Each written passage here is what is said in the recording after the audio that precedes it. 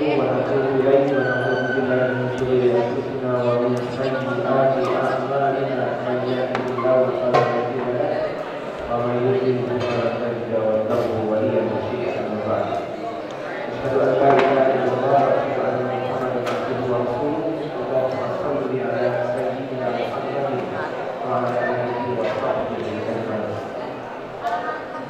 Alhamdulillah, malam ini hari yang kelima. Berarti kita sudah memasuki hari yang ke berapa? Sepuluh. Bukan. Bukan sepuluh. Seperlima. 30 dibagi 5 berapa? 6 ya. 6. Seperenam masih lama. Berapa hari lagi lebarannya? Alhamdulillah, Allah masih memberikan kekuatan kita untuk senantiasa melaksanakan ibadah Ramadan, meraih kebahagiaan. Berapa kebahagiaan buat orang semua? Bagi orang berpuasa, Isoi itu farhatan farhatun indah iftari wa farhatun dari qadar. Baik, kita lanjutkan kepada kajian kitab Fathul Maun. Sebelum kita lanjutkan kajian kita, mari sama-sama kita berdoa kepada Allah Subhanahu wa taala, mudah-mudahan Allah senantiasa memberikan keberkahan. Yang pertama kepada pimpinan Pondok Pesantren Nurul ini, Kiai Haji Faisal Muhammad Al-Mulyadin, CMA beserta keluarga beliau di bulan Cinta Wanita Hidayah, juga kepada Kepala Madrasah Nurul ini Al-Ustaz Komarudin, mudah-mudahan Allah senantiasa memberikan kesehatan kepada beliau dan keluarganya, mengangkat penyakit yang sedang beliau alami saat ini, dan mudah-mudahan Allah juga memberikan keberkahan, memberikan kemudahan, memberikan kelancaran kepada semua asatidz, memberikan kesabaran kepada semua asatidz dan asatidzah yang ada di pondok pesantren Nurul ini. Juga tentunya kepada seluruh santri bani dan banat di pondok pesantren Nurul ini, mudah-mudahan Allah menganugerahkan kesabaran hingga nanti insyaallah selepas selesai ilmu ini, Allah memberikan keberkahan ilmu yang bermanfaat dan akhlak yang mulia. Baik, kita lanjutkan kajian kita, melanjutkan bab yang kemarin, bab yang ke-24 tentang kefakiran. Bismillahirrahmanirrahim. Qala al-musannif rahimahullahu ta'ala wa nafa'ana bihi fi ad-darain. Amin ya Allah ya rabbal alamin. Qala sallallahu alaihi wasallam, hubbul fuqara'i min akhlaqil anbiya.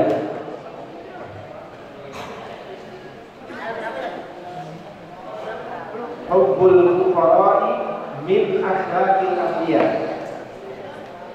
Kecintaan kepada kaum fakir min akhlaqil anbiya adalah bagian daripada akhlak para nabi, adalah akhlak yang dicontohkan oleh para nabi. Min akhlaqil anbiya adalah sebagian daripada akhlak yang dicontohkan oleh para nabi. Wa bughdul fuqara'i min akhlaqil fara'inah.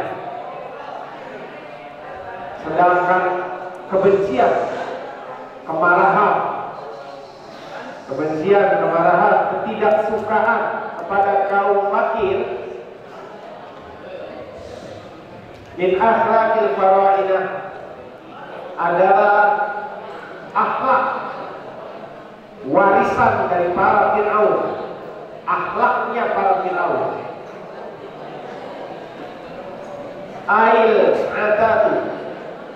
Ail atati min akhlaqil fara'inah, ail atatil fara'inah. Ataf itu jama' dari atut. yang artinya mutakabbir, sombong, mutakabbir, sombong. Ijawazal had, melampaui batas di muamalatihim, melampaui batas dalam bermuamalah, dalam bersosial dengan orang lain. Itu adabnya, akhlaknya Fir'aun, yang benci kepada orang-orang fakir, yang tidak suka sama orang-orang fakir, adalah akhlaknya, adabnya Fir'aun. Contoh yang dicontohkan, perilaku yang dicontohkan oleh Fir'aun. Apanya kesombongan Fir'aun? Wa huwa bi fathil fa wa ra wa kasril aini fara'i nati jamu Fir'aun, yaitu jamak dari kalimat Fir'aun. Fara'i nati, Fir'aun itu salah satu, ada 3. Walaupun sebenarnya penyebutan Fir'aun itu di dalam Al-Quran sendiri, penyebutan kata Fir'aun itu hanya ada pada kisah Nabi Musa. Sedangkan pada kisah Nabi Fir'aun dan Nabi Yusuf itu tidak digambarkan dengan, tidak disebutkan dengan Fir'aun, tapi disebutkan dengan Malik, raja. Karena memang penyebutan Fir'aun itu baru dimulai ketika masa Mesir modern, bukan Mesir modern, Mesir kuno, tetapi pada periode yang ketiga. Jadi periodisasi Mesir kuno itu baru menjadi 3. Dan Nabi Musa adalah bagian yang terakhir. Jadi barulah digunakan kata Fir'aun. Makanya kata Fir'aun hanya di dalam Al-Quran itu hanya ada pada kisah Nabi Musa alaihi salam. Sedangkan pada Nabi Ibrahim dan pada kisah Nabi Yusuf itu tidak digambarkan dengan kata Fir'aun. Tapi di sini disebutkan raja Mesir itu ada 3, Fir'aun itu ada 3. Jadi kalau masa sekarang itu Fir'aun itu apa? Presiden sebenarnya, bukan nama orang, tapi nama jabatan pimpinan. Itu bukan bahasa Arab, juga bukan bahasa Ibrani, tapi bahasa Mesir. Awal katanya itu bermakna istana, tapi lambat laun kata Fir'aun itu diidentikan kepada raja. Jadi presiden, kalau republik presiden. Kemudian kalau kerajaan apa namanya? Raja atau sultan. Ada sultan, ada sunan. Ada kesunanan, ada kesultanan. Apa bedanya? Ada orang Jogja ada di sini. Ada orang Jogja. Ada kesunanan Surakarta, ada kesultanan Yogyakarta. Pecahan dari kerajaan Mataram. Lewat mana-mana ya. Mataram, kerajaan Mataram pecah menjadi 4 ya. 4 kesultanan, 4 pecahan. Ada kesultanan Jogja, ada kesunanan Surakarta, ada kemudian Paku Alaman. Nah, ada 3, ada 4. Jogja itu ada 2 di Jogja. Jadi rajanya itu adalah Sultan Yogyakarta, sedangkan wakilnya itu adalah Paku Alaman kalau nggak salah. Surakarta juga pecah 2. Hanya yang membedakan antara Surakarta dan Yogyakarta, kalau Yogyakarta diakui sebagai sebagai daerah istimewa. Sedangkan Surakarta belum. Sebenarnya sudah pernah diakui kesunanan. Jadi sunan, pimpinannya namanya sunan, bukan sultan. Nah, jadi dulu pernah kesunanan Surakarta diakui sebagai bagian dari Negara Kesatuan Republik Indonesia. Tapi karena ada huru-hara, akhirnya kesultanan itu dicabut. Dicabut daerah istimewaannya. sekarang menjadi bagian dari Jawa Tengah. Itu nama pimpinannya Sunan, sedangkan Jogja Sultan. Kalau Brunei Sultan. Kalau di Malaysia apa namanya? Raja. Di Raja Sultan juga. Sultan.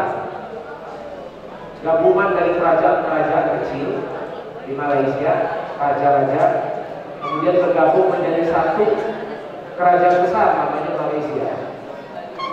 Jadi gabungan dari pimpinan raja ini gantian. Jadi pada periode tertentu rajanya misalnya raja apa itu namanya Malaka atau raja yang lainnya, raja Perak misalnya, atau raja yang lainnya. Jadi gantian pimpinan. Nah ini Fir'aun itu bukan nama orang, tapi nama raja, nama apa namanya kalau sekarang presiden. Pada masa Nabi, pada masa kenabian, Nabi yang pernah mengalami masa-masa dipimpin atau masa-masa ketika hidupnya itu ada pada masa Fir'aun, ini ada 3 nabi. Di sini disebutkan ada 3 nabi. Mana sampai di mana tadi? Nah ini. Fal farainatu thalathatun. Fir'aunul Khalil, Fir'aunnya Nabi Ibrahim alaihi salam al-Khalil, wasmu Sinan. Namanya adalah Sinan. Sinan namanya. Ini Pak diarabkan. Diarabkan. Kalau nama Mesirnya beda lagi. Nama Mesirnya itu Sosentris 3. Ada yang mengatakan benci lain lagi. Jadi sebenarnya Nabi Ibrahim itu bukan asli Mesir, tapi aslinya adalah bangsa Asia, bangsa apa itu namanya, bangsa Semit, Palestina, yang tinggal di Palestina, bangsa Semit, yang mana pada waktu itu bangsa Semit berada dalam kekuasaan Raja Babilonia. Nah, itu belajar sejarah lagi. Babylon, nama rajanya ketika itu adalah Raja Namrud. Kita mengenalnya Raja Namrud. Tapi kemudian Nabi Ibrahim hijrah ke Mesir, membawa istrinya Siti Sarah.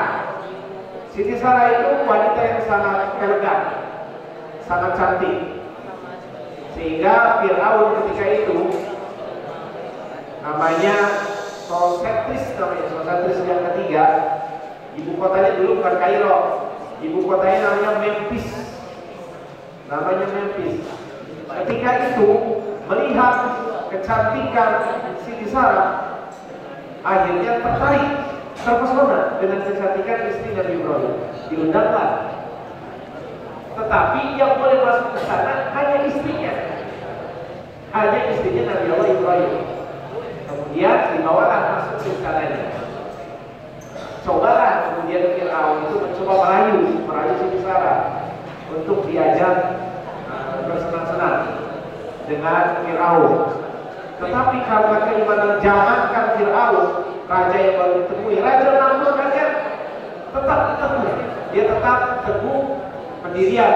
Bahkan istri Nabi Ibrahim tetap setia mendampingi Nabi Ibrahim, walaupun dikejar-kejar oleh Raja Namrud, walaupun apa itu namanya terhimpit oleh kekuasaan Raja Namrud, tapi tetap setia.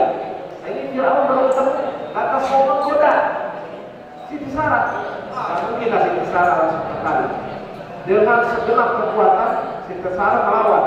Dia berdoa kepada Allah, ya Allah, bukankah aku sepanjang hidup ini menemani Nabi-Mu dalam suka dan duka. Akhirnya Siti Sarah berdoa, lumpuhkan apa yang lumpuhkan saya, apa namanya, taklukkanlah Fir'aun karena dia berbuat zalim kepadaku. Nah, ketika itu juga doa Siti Sarah kemudian dijawab sama Allah. Fir'aun tidak bisa berbuat apa-apa, gemetar kakinya, bahkan tidak bisa bergerak. Akhirnya dia tersadar, singkatlah ceritanya. Walaupun mungkin ceritanya panjang lebar, tapi kita singkat. Akhirnya dia tersadar, Fir'aun, bahwa perempuan yang dia hadapi ini bukan perempuan biasa, perempuan tangguh. Akhirnya karena merasa malu dengan Siti Sarah, kemudian Siti Sarah dihadiahilah seorang seorang budak bernama Hajar yang kemudian melayani Siti Sarah, dihadiahkan Hagar namanya. Itu pelayannya Fir'aun, cantik, jadi diserahkan kepada dari bangsawan juga, bukan budak. Ada yang mengatakan bukan budak, Siti Sarah itu adalah putri Fir'aun, atau ada yang mengatakan putri seorang menteri. Tapi kemudian kan Fir'aun itu kekuasaannya tidak terbatas. Kalau dia mau, siapapun bisa diserahkan sama dia. Gak peduli dia itu budak, gak peduli dia itu bangsawan. Kalau dia senang sama seseorang, bisa dikasih hadiah. Bahkan anak seorang pembesar, anak seorang menteri dia diberikan kepada dia. Bukan cuma diberikan, bahkan kalau dibutuhkan bisa dikorbankan. Sebab ketika Fir'aun itu berkuasa, Fir'aun, Tuhannya di Mesir itu namanya Tuhan kematian, dewa kematian. Namanya Osiris, dewa kematian. Osiris namanya, dewa kematian.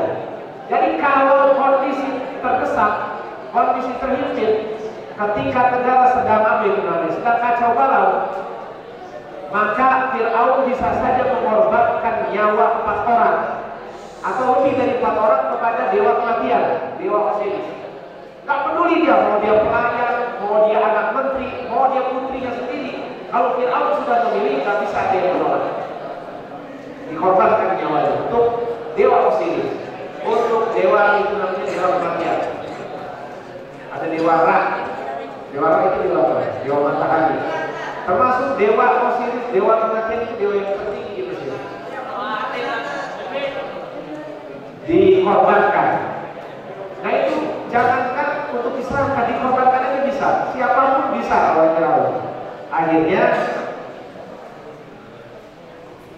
ada yang mengatakan putri dari seorang pembesar di Mesir, ada yang mengatakan putrinya sendiri, putri Firaun, ada yang mengatakan pelayan Firaun. Tapi al-muhim, Fir'aun memberikan hadiah kepada Sarah atas keteguhannya. Kepada Sarah diberikan seorang pelayan yang bernama Hagar.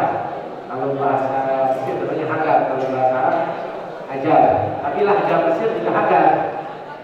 Hikrah, jim dibaca Gak. Hagar diserahkan kepada Siti Sarah. Kemudian lambat laun karena Siti Sarah tidak kunjung mendapatkan anak, akhirnya Siti Sarah mau supaya Nabi Ibrahim mendapatkan keturunan. Akhirnya Siti Hagar diserahkan kepada Nabi Allah Ibrahim untuk dinikahi. Jadi Nabi Ibrahim istrinya berapa? 4. Nabi Ibrahim beristri 4 orang. Ya. Yang kita kenal Siti Sarah sama Siti Hagar. Tapi ada 2 lagi yang jarang disebutkan.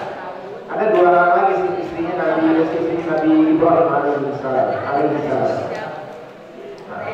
Fal-fara'ina ta'ala tatut Fir'aunul Khalil wasmuhu Sinan wa Fir'aunu Yusuf wasmuhu Ar-Rayyan bin Al-Walid, Rayyan bin Walid. Namanya Rayyan. Ada yang namanya Rayyan? Ar-Rayyan atau Ar-Rayyan bin Al-Walid. Itu Fir'aunnya Nabi Ibrahim. Kalau kita menyebutkan tahun sebelum Masehi itu, angkanya besar dulu atau kecil dulu? 2000 sebelum Masehi sampai 4000 atau 4000 sebelum Masehi sampai 2000 sebelum Masehi? Minus. Berarti minus kan? Minus. Besar mana? Minus 10 sama minus 5? Besar mana angkanya? Minus 5, minus 10 lebih sedikit karena menjauhi angka 0. Jadi ketika menyebutkan periode sebelum Masehi, maka menyebutkannya adalah 2500 sampai 1500 sebelum Masehi. Kalau Masehi 0 sampai 100 Masehi, 0 sampai 1000 Masehi. Jadi lebih tua mana? 1000 sebelum Masehi atau 2000 sebelum Masehi? 2000 sebelum Masehi, lebih tua. Iya. Lebih tua mana? 2000 Masehi atau 1000 Masehi? 1000 Masehi.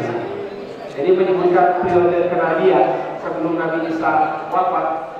Sebelum Nabi Isa wafat, kita kan patokannya itu Masehi. Jadi Nabi Musa itu berapa ribu sebelum Masehi, kemudian Nabi Ibrahim berapa ribu sebelum Masehi. Jadi penyebutan sebelum Masehi itu mundur ke belakang, minus berarti. Nah ini Nabi Yusuf itu 1890 sebelum Masehi. 1800 sebelum Masehi. Nah, Fir'aunnya namanya apa ini di sini sebenarnya? Ditulis di sini. Susah bacanya ini. Ospitesen 1 1890 Masehi. Ini bahasa ini yang bahasa Mesir kunonya. Kemudian kalau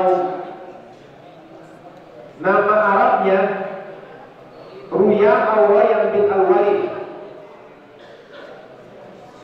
Nabi Yusuf, ketika Nabi Yusuf diambil dari sumur, kemudian dibawa ke Mesir. Akhirnya kemudian apa? Diangkat anak oleh wazir. Wazir itu menteri Fir'aun, yang mana Fir'aun ketika itu namanya adalah Royan bin Walid. Nah, pada masa Nabi Yusuf, kemudian banyak orang-orang keturunan Nabi Ibrahim, bangsa Israel itu dibawa ke Mesir. Melayani. Ada yang menyebutkan kalau orang-orang Israel itu menjadi pelayannya Fir'aun. Ada yang mengatakan seperti ini.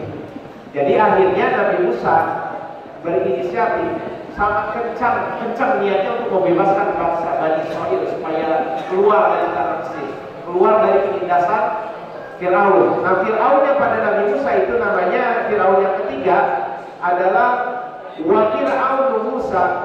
Fir'aunnya Nabi Musa wasfu Al-Walid bin Mus'ab. Namanya adalah Al-Walid bin Mus'ab.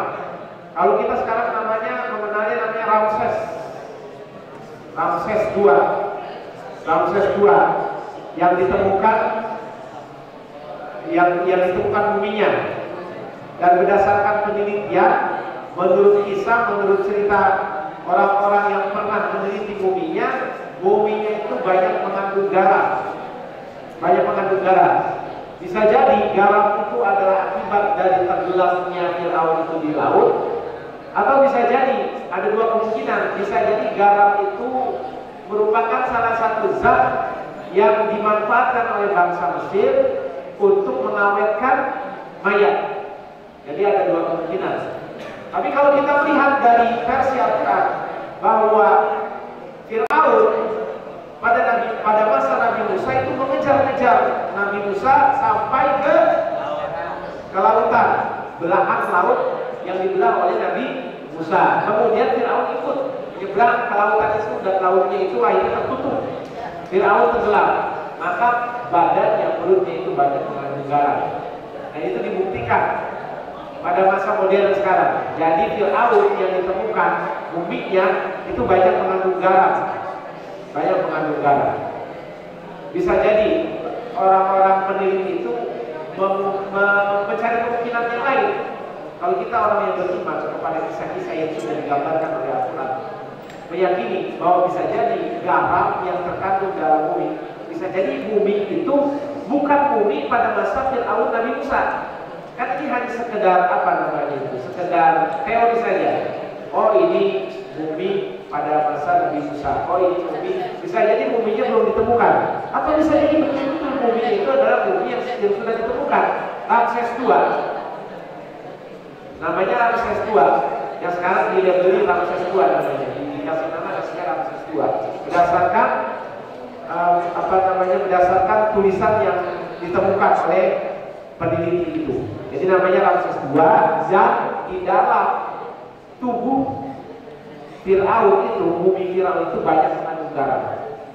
entah Fir'aun yang lain, entah itu mumi yang lain apakah mengandung garam atau tidak. Tapi yang jelas mumi yang ditemukan yang namanya Ramses II yang menurut teori adalah mumi Fir'aun yang hidup pada masa Nabi Musa itu banyak mengandung garam. Jadi dua kemungkinan. Kalau kita orang beriman bisa jadi itu, karena dia tenggelam di lautan kemudian ditemukan dan diawetkan menjadi bukti sejarah bahwa perjalanan Nabi Musa itu bukanlah kisah cerita belaka, tapi betul-betul kisah nyata yang pernah terjadi. Yaitu jadi Fir'aun, kesimpulan Fir'aun yang hidup pada Nabi masa kenabian itu ada 3 Fir'aun, yaitu Fir'aun pada masa Nabi Ibrahim, Fir'aun pada masa Nabi Yusuf dulu, Fir'aun pada masa Nabi Yusuf, dan yang terakhir adalah Fir'aun pada masa Nabi Musa alaihi wasallam. Wa qala sallallahu alaihi wasallam li kulli syai'in miftahun wa miftahul jannati hubbul masakin wa fuqara'i sabrihim hum julasa'ullahi ta'ala yaumal qiyamati. Rahu Abu Bakr bin Lal an ibni Umar bin Khattab an ibni Umar bin Khattab. Faqala sallallahu alaihi wasallam hadis selanjutnya, di kulli syai'in miftah. Setiap sesuatu, segala hal itu punya kuncinya, punya kunci. Wa miftahul jannah, kuncinya surga, hubbul masakin, adalah kecintaan kepada kaum fakir, kepada kaum miskin, wal fuqara, dan kaum fakir. Karena kenapa kita harus cinta kepada kaum miskin dan kaum fakir? Li sabrihim, karena kesabaran mereka. Jadi bukan cuma label miskin dan fakir aja, tapi harus lengkap. Satu paket, miskin sabar, fakir sabar. Karena kesabaran mereka. Hum julasa'ullah, mereka adalah tamu-tamunya Allah. Mereka adalah orang-orang yang ditempatkan oleh Allah, yang diposisikan bagus oleh Allah Ta'ala yaumal qiyamah, pada hari kiamat. Rawahu Abu Bakr bin Lal an ibni Umar bin Khattab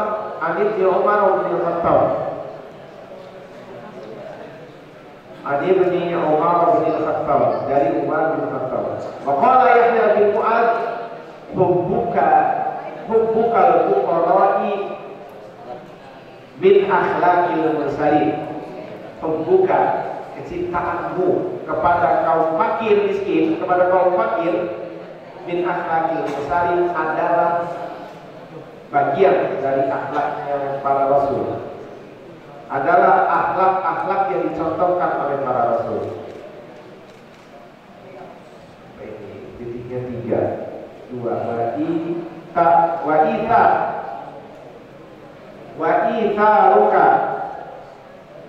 Wa itharuka maja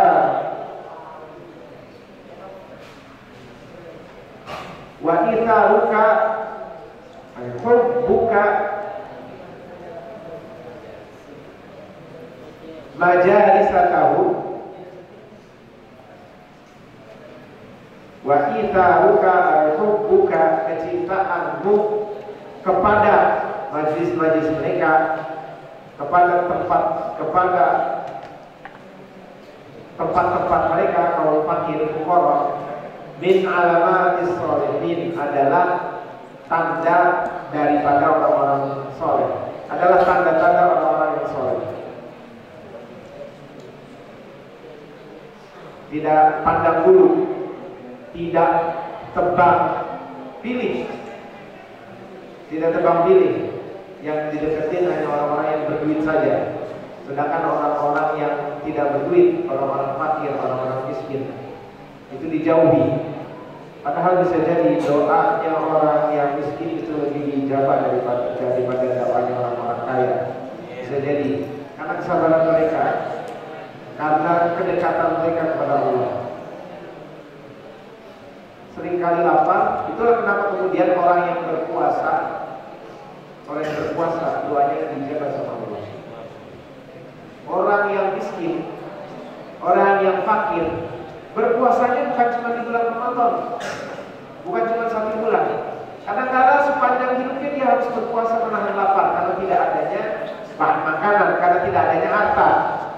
Jadi wajar kalau kemudian mereka dengan kesabaran itu, kedekatan orang-orang fakir kepada Allah itu lebih dekat ketimbang orang-orang yang selalu diberikan kesenangan hidup di dunia. Jadi mereka kadang-kadang merasa lebih dekat kepada Allah. Bisa jadi doanya orang miskin itu dijabah, lebih dijabah daripada doanya orang-orang yang memiliki kemampuan, yang lebih. Makanya tidak boleh sembarangan. Orang miskin, orang fakir itu memiliki keistimewaan.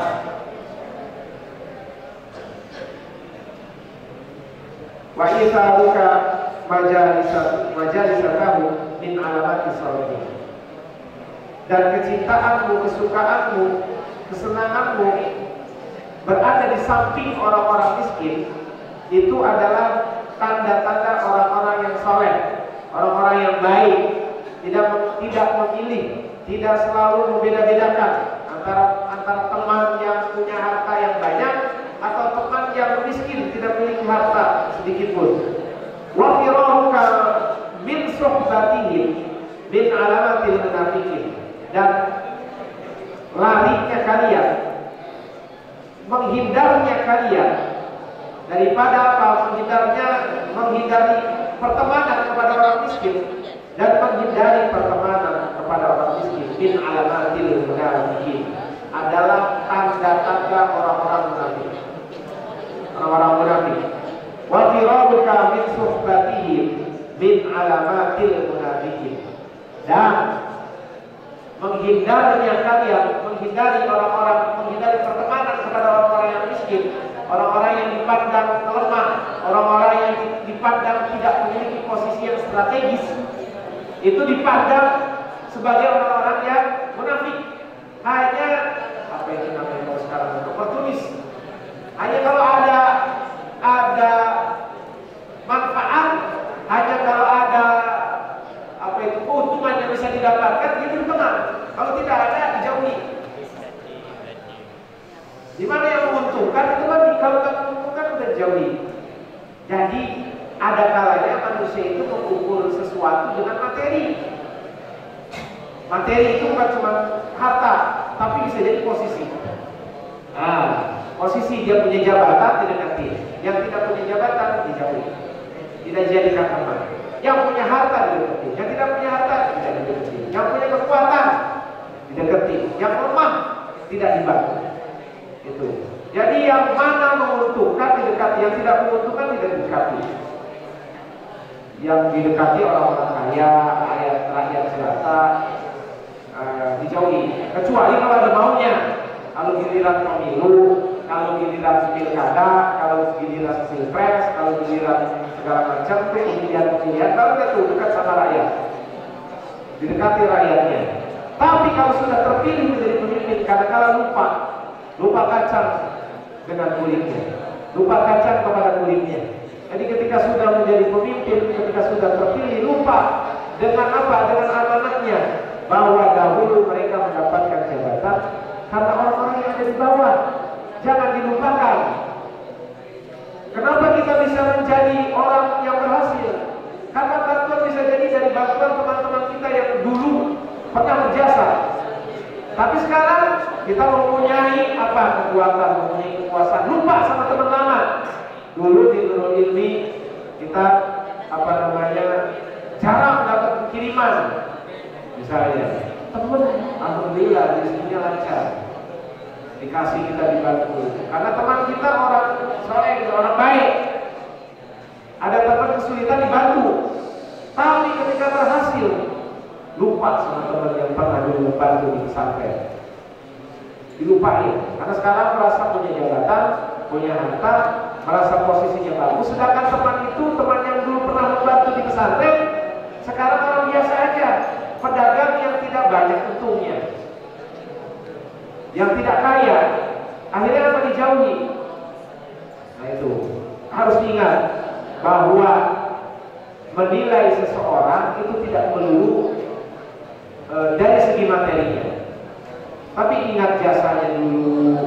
Ingat juga kalau orang-orang yang tidak, orang-orang yang lemah, orang-orang yang dianggap fakir itu mempunyai posisi yang lain, yang mempunyai posisi yang baik di sisi Allah Ta'ala. Ini lanjutkan, wa qala sallallahu alaihi wasallam, inna Allah Ta'ala yuhibbu 'abdahul mu'min 'abdahul mu'minal faqiral muta'affifa. Inna Allah Ta'ala, sesungguhnya Allah Ta'ala yuhibbu, mencintai, 'abdahu, hambanya, al-mu'mina, yang beriman. Mu'mina jadi apa itu? Kenapa dibaca mu'mina? Abdahul mu'minal faqiral muta'attifa. Semuanya mansub. Jadi apa itu? Apa itu? Inna Allah Ta'ala yuhibbu abdahu. Abdahu menjadi maf'ul dari yuhibbu. Abdahu. Al-mu'mina menjadi na'at dari abda. Al-mu'mina menjadi na'at awal. Kemudian al-faqira menjadi na'at yang kedua. Al-muta'attifa menjadi na'at yang ketiga. Allah Ta'ala menyukai hamba-hambanya yang mukmin. Di samping mukmin, Allah juga menyayangi kalau hambanya itu mukmin fakir. Bukan cuma fakir, tapi dia muta'affif, ail mutif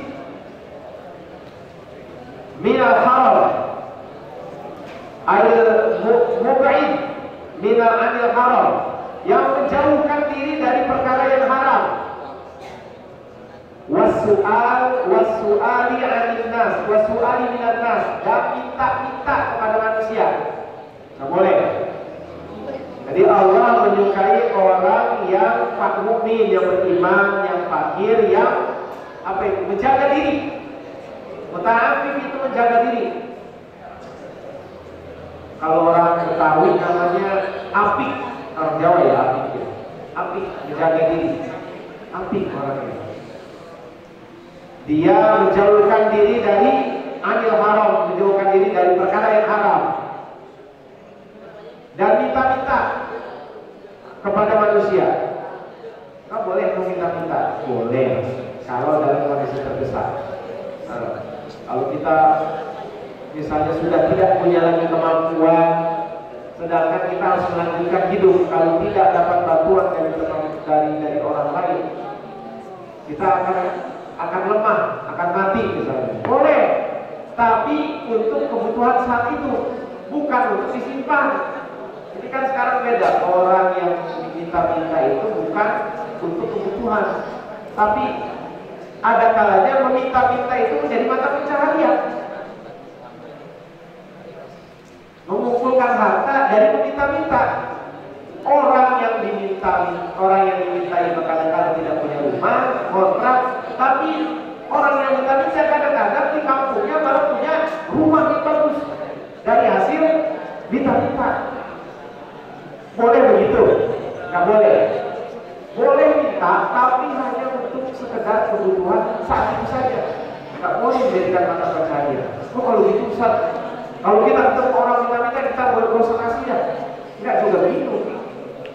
Yang berhak menilai hanya Allah saja. Kalau kita mau kasih, nggak usah mikir panjang. Ketemu orang minta-minta, di lampu merah misalnya, ini yang dicintai Ustaz pasti. Jangan-jangan di rumahnya dia punya mobil, jangan-jangan di rumahnya, di kampungnya dia punya rumah mewah. Gak usah berpikir seperti itu. Kalau mau kasih aja. Urusan kita kepada dia selesai. Kita sedekah, Allah yang kasih pahala. Urusan dia sama Tuhannya, sama Allah, itu urusan dia. Gak usah kita nilai. Gak akan tukar bahkan. Karena kita salah menilai. Enggak, itu istihad kita. Memberikan sedekah pada orang yang membutuhkan, gak usah berpikir, jangan dia seperti salah berpaham. Memang ada Ada satu kampung itu mata pencahariannya ke kota, pergi ke kota minta-minta, tapi di kampung halamannya punya rumah yang mewah, punya mobil, punya kendaraan lah. Ada memang, dulu pernah ada di kotanya seperti itu. Atau ada peminta-minta tapi membawa uang jutaan rupiah. Kok aneh seperti itu? Miliaran, jutaan di dalam tasnya, padahal peminta-minta. Na'udzubillah waliyadzubillah.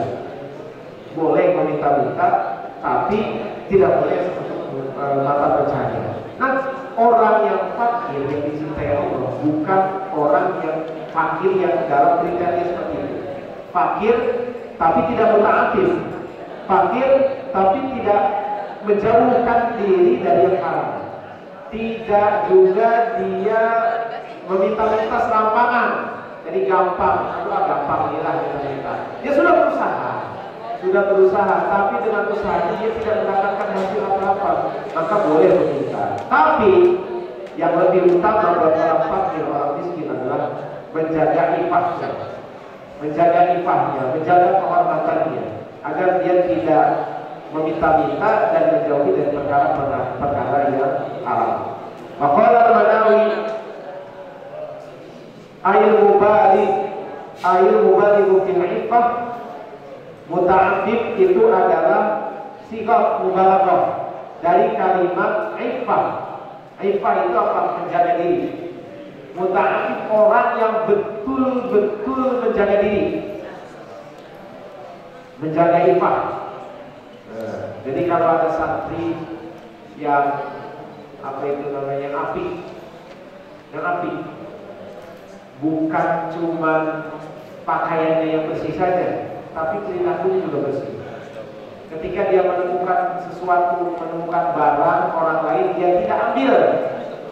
Menemukan uang di atas lemari, dia tidak ambil, walaupun tidak terlihat CCTV. Apalagi kelihatan CCTV, dia enggak. Jangankan kelihatan CCTV, enggak kelihatan CCTV aja dia tidak punya niat untuk mengambilnya. Itu santri yang menjaga ifahnya, menjaga kehormatannya.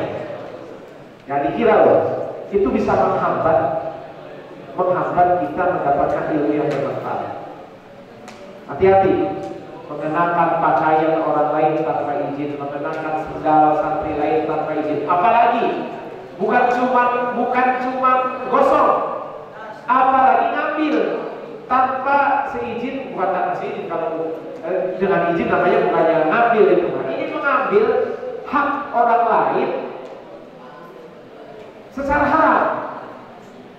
Nemu duit, bukan cuma nemu, kadang-kadang lemari temennya dibuka, bukan santri sini. Alhamdulillah santri sini nggak ada kasus seperti ini. Santri di sana di luar nggak tahu di mana. Contoh ini mah, nemu, bukannya nemu di atas lemari atau nemu di jalanan, nemu di jalanan aja dia tidak ambil, atau diambil, diamankan, tapi diumumkan sama dia. Ini Pak, ini kadang-kadang lemari didobrak, diambil uangnya. Hati-hati, itu bukan hisab saat itu aja. Tapi kalau hartanya dimakan, harta itu dimakan, dia akan menjadi darah daging, akan beranak pinak jadi tenaga, dia mengalir di darah kita. Terus-terusan nanti akan dihisab. Kalau nemuin barang misalnya apa? Handphone, nyolong handphone, maka selama handphone curian itu digunakan, itu akan akan mengalir terus amal buruknya terus mengalir. Kalau selama barang itu digunakan, selama harta itu dimanfaatkan dan kita punya tenaga, darahnya mengalir di darah kita, maka itu akan terus dihisab sampai kita taubat. Itu hak adami. Taubatnya bukan cuma kepada Allah. Kalau kita dosa dan pengaruh dosanya itu hanya untuk diri kita sendiri, seperti apa misalnya? Seperti sering melakukan maksiat tanpa sepengetahuan orang lain dan tidak ada pengaruh sama orang lain, itu cukup. Kita baca istighfar, berazam tidak akan mengulanginya lagi, itu urusannya Allah. Masa iya Allah tidak mengampuni? Tapi kalau hak adami, selama hak adaminya itu orang yang memilikinya tidak ikhlas, maka sepanjang itu juga dosanya terus mengalir. Ini nggak boleh, harus ditaubatkan. Taubatnya bagaimana? Hak adaminya diberikan, minta maaf. Kecuali kalau misalnya orangnya sudah tidak ada atau bisa menimbulkan kemudorotan yang lebih banyak. Bisa jadi itu mungkin ada cara yang lain. Bagaimana caranya? Yang penting taubat. Kalau taubat sudah taubat, maka nanti Allah lah yang akan menilai bagaimana proses taubat kita. Ya, jadi jangan sekali-kali mencuri hak orang lain. Harus ifah, harus menjaga ifah. Santri harus menjaga ifah, kehormatan, harus menjaga izzah, kekuatan daya upaya untuk menjauhi kemaksiatan. Harus menjaga ifah, kehormatan diri sebagai santri, tidak mengambil hak orang lain, menjaga kehormatan diri, tidak melakukan maksiat. Baik maksiat itu berpengaruh pada diri sendiri, hanya berpengaruh pada diri sendiri, ataupun maksiat yang berpengaruh kepada orang lain, melihat pornografi misalnya, atau melototin santri badan misalnya, melihat santri badan, mungkin nggak ke orang lain nggak akan berpengaruh, tapi buat diri sendiri berpengaruh. Bisa jadi yang ada di angan-angannya adalah wajah badan. Akhirnya apa? Satu ayat, dua ayat, tiga ayat demi ayat akhirnya terlupakan karena digantikan dengan wajah seseorang yang terus-menerus kita lihat, yang terus-menerus kita bayangkan. Padahal belum saatnya. Nggak boleh suka sama perempuan, ya nggak apa-apa, suka itu sudah manusiawi, udah fitrah kita laki-laki mencintai atau suka kepada perempuan. Tapi ada batasannya, harus dibatasi, jangan sampai kebablasan. Jamak ail mubalagu fil ifah al muta'affaf ail mubalagha fil ifah. Itu sigot mubalaghah dari ifah, menjaga diri, ma'a wujudil hajati litumuhi bisirati. Menjaga kehormatan diri, menjaga diri padahal disertai dengan wujudil hajat, padahal dia ma'wujudil hajat disertai dengan adanya kebutuhan. Litumuhi bisiratihi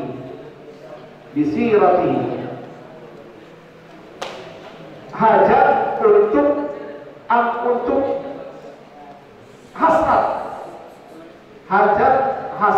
hajat dikarenakan hasrat.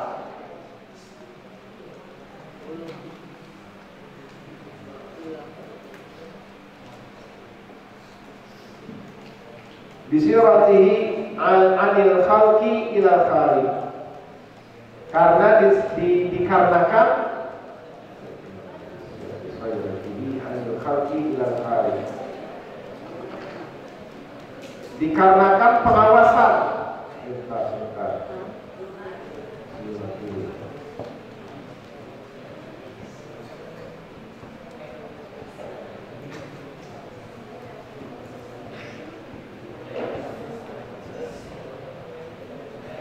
Bisiratihi anil khalqi ila khaliq, karena apa ini bisiratihi anil khalqi ila khaliq,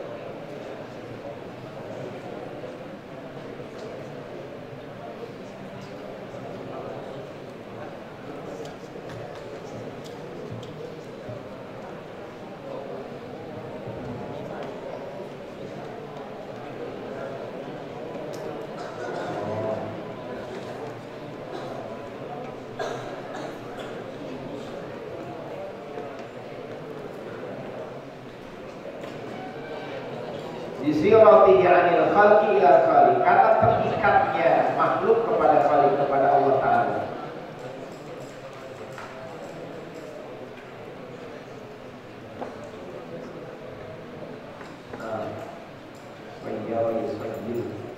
Mereduksi, terikat, karena terikatnya disiratihi,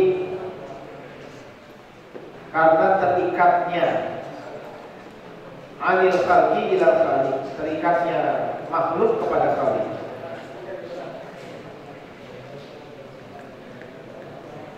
Menjaga diri, padahal disertai dengan sigat mubalaghah, muta'aqqib itu sigat mubalaghah dari kalimat ifah, menjaga diri dari ambisi,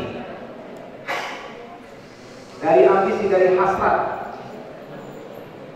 karena terikatnya makhluk kepada khaliq, terikatnya makhluk kepada Allah Ta'ala, keterikatan makhluk kepada Allah Ta'ala. Abal iyali ay sahibul iyal, padahal orang fakir itu adalah abal iyal, ayahnya, bukannya ayah, apa namanya, abal iyal itu orang yang menjadi penopang keluarga, ayah keluarga. Ay sahibul iyal adalah pemilik keluarga, memiliki keluarga. Dia punya istri, dia punya anak, tapi dalam kondisi fakir dia tidak minta-minta. Menjaga ifahnya, menjaga izahnya. Walaupun dia punya hajat, punya hasrat, punya ambisi untuk mendapatkan sesuatu, tapi dia dapatkan dengan tenaganya sendiri. Atau dia dapatkan dengan cara yang halal, bukan dengan cara yang haram.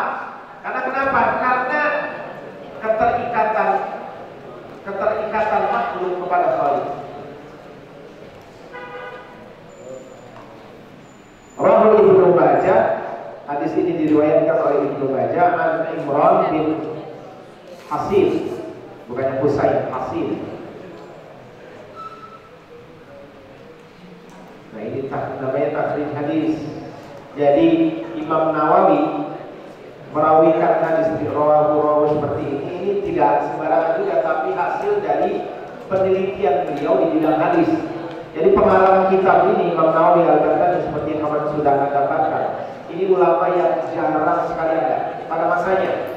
Apalagi kemarin kita sudah bahas Imam Nawawi Al-Baghdadi itu ulama yang terhimpit dengan kondisi ekonomi, dengan kondisi sosial, dengan kondisi politik yang membuatnya itu sulit untuk mendapatkan pengetahuan, untuk mendapatkan pendidikan di tengah-tengah penjajahan Belanda, tapi beliau bisa mendapatkan, bisa mencari ilmu, bisa pergi ke tanah suci untuk menimba ilmu sampai dengan kita seperti ini. Ini jarang sekali terjadi. Dengan himpitan, dihimpit di sana sini, tapi beliau bisa melejit, bisa menelurkan karya yang begitu fenomenal seperti kitab Tafsirul Qaul.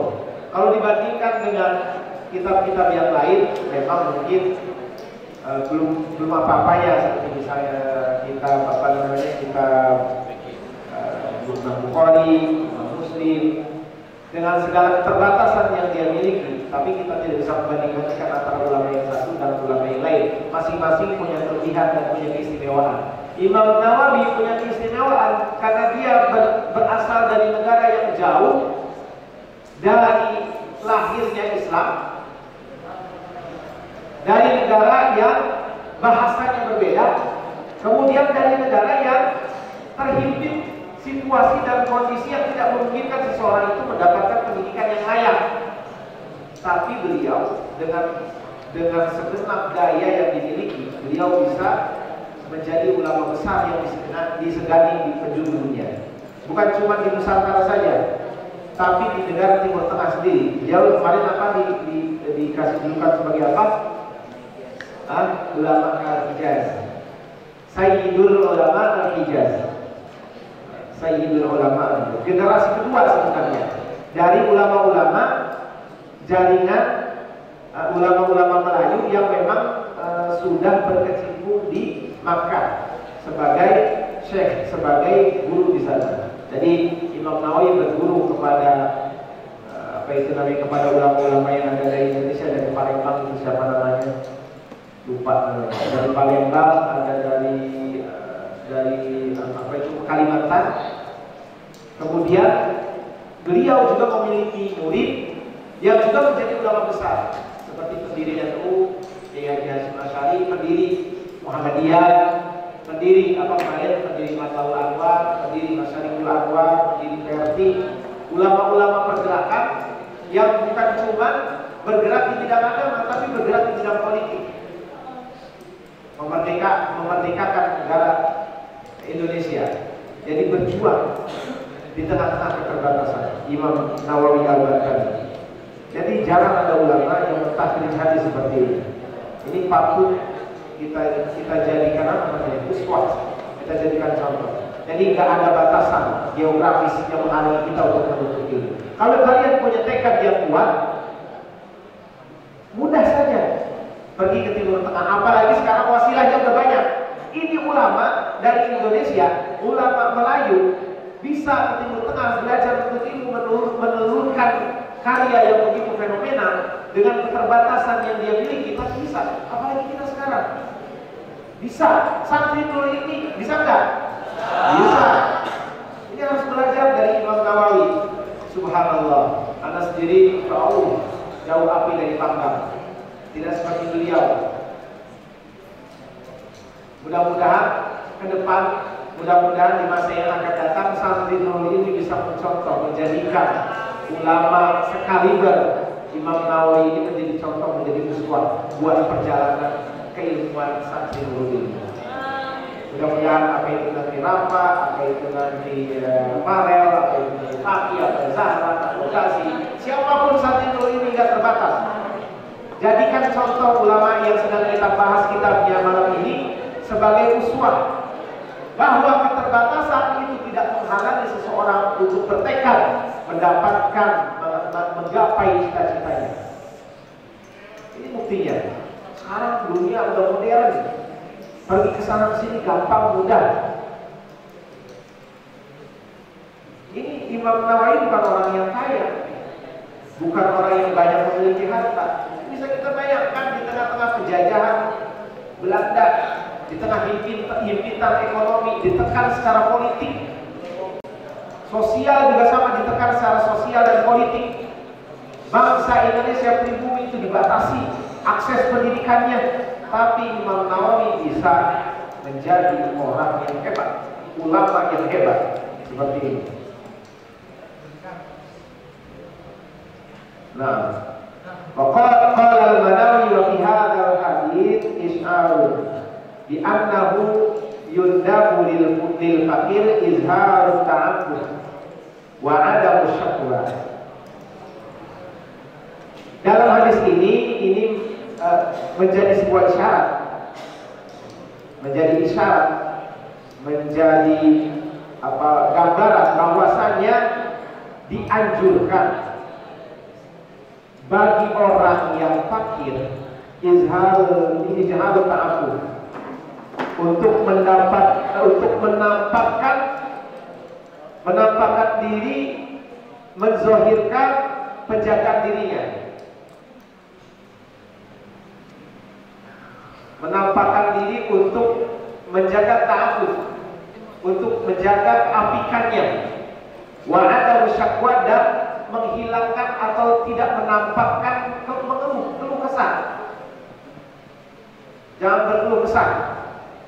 Fakir tidak menyebabkan orang itu kehilangan kehormatannya, tidak menampakkan kelemahannya, tapi justru dia menutupi keluh kesahnya. Kita lanjutkan sampai selesai hadis ini. Berapa ini? Tanbih, al-faqru faqran. Kefakiran itu ada dua. Faqrun madhubatun wa faqrun uqubatun. Kefakiran itu ada dua. Yang pertama adalah faqrun madhubatun, kefakiran yang terhormat, yang berpahala, terhormat. Wa faqrun uqubatun, dan kefakiran yang apa ini namanya, hukuman, tercela, terhukum, tercela. Kebalikan dari makubah, berpahala dan terhukum, berpahala dan berdosa. Kefakiran yang berpahala dan kefakiran yang berdosa. Fakir tapi terhormat dan fakir tapi tercela. Ada dua.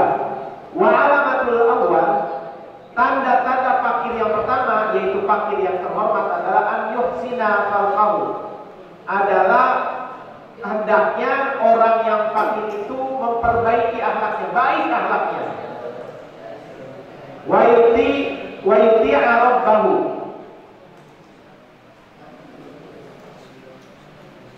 ini mudhof idhofat kepada yuhsin, ada an-nya, maka dia maksud juga wa yuti'a rabbahu, wa yuti'a rabbahu, dan dia taat kepada Tuhannya. Wala yasku, tidak mengeluh, taat, memperbaiki akhlaknya, baik akhlaknya, taat kepada Tuhannya dan tidak mengeluh.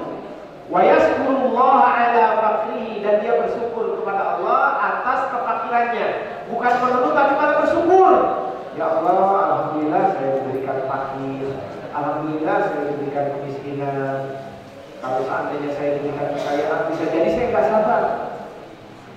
Orang kadang-kadang fakir itu mudah sabar, kefakiran kadang-kadang lebih mudah sabar ketimbang orang yang banyak harta. Orang yang banyak harta kadang-kadang gak sabaran, pengen gak lihat barang-barang yang mewah dibeli karena punya harta. Punya istri satu kurang, nyari lagi istri lain. Melihat perempuan cakep dilirik, wah ini perempuan cakep, dinikahi. Melihat mobil keluaran, wah ini mobil baru ini. Lihat handphone baru, wah ini handphone baru. Padahal gak sesuai dengan kebutuhannya. Harusnya dia harus, apa itu namanya, harus qanaah. Ingat nih, santri perlu qanaah, baik di pesantren atau di rumah. Jadi kalau inilah, kalau handphone, maka sesuaikan dengan fungsinya, jangan disesuaikan dengan modelnya. Oh iya, ada model baru, jadi banyak beli baru, nggak perlu. Kalau emang diperlukan, kan di sini nggak perlu handphone. Kalau di rumah perlu handphone, ya cukuplah dengan kebutuhan. Apa sih sebenarnya fungsi utama dari handphone? Hah? Apa? Berkomunikasi. Ya cukuplah handphone yang sederhana, kalau sebagai mewah-mewahan. Nggak perlu iPhone 16, 15, 17, 18, 19, 20 yang harganya selangit. Nggak perlu. Yang penting sesuai dengan fungsinya. Punya motor, nggak harus yang Nmax, nggak harus yang Aerox yang harganya selangit misalnya. Cukuplah motor RSI atau motor bebek 700, bebek 800, tapi jangan dibawa ke Depok. Nggak boleh bebek 700, bebek 800, nggak boleh dibawa ke Depok. Nggak boleh, kebanyakan. Susah sih, siap polisi. Ya.